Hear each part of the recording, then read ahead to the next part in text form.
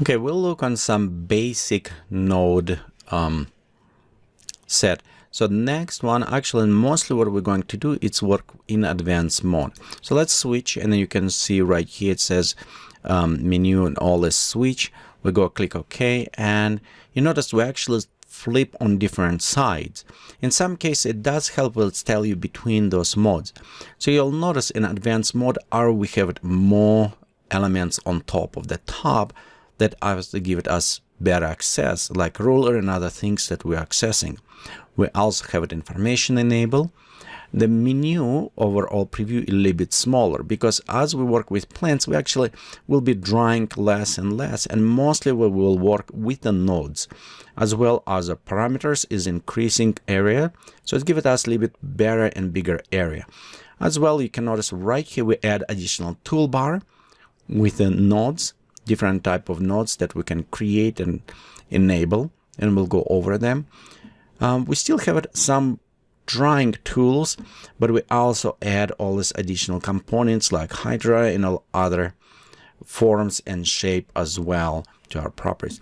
We do have it now, our component drawing, but it's become less permanent, and it's kind of hiding a little bit on the lower area.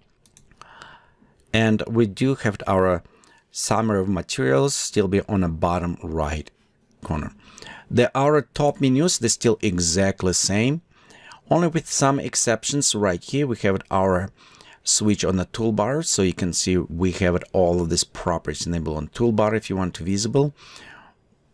Our getting started is moved is disabled, so you can still kind of click and enable if you want to access at that time, but I don't think we need it. As well, additional properties, node selector and other effects is all other properties that disable. Some of them, the advanced works layout kind of was done with the experience when people work and what they're using mostly. So, for example, atmosphere editor, we won't use it as much as we're using other components, so it does not need it clutter our desktop.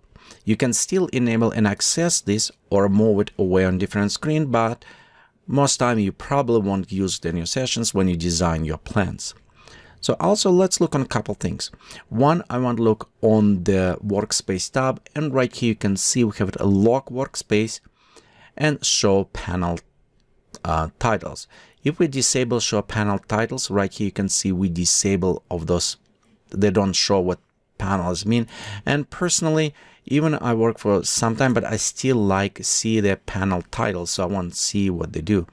Also, if we enable the lock unlock workspaces, so at this point I can actually take this workspace and move around and modify or lock to specific area, resize it how I want it. So this way I actually can separate on different screens or change layout. For example, I can move this one and put it on a sideways. Right here you can see it, just readjusting if I want it, or return back.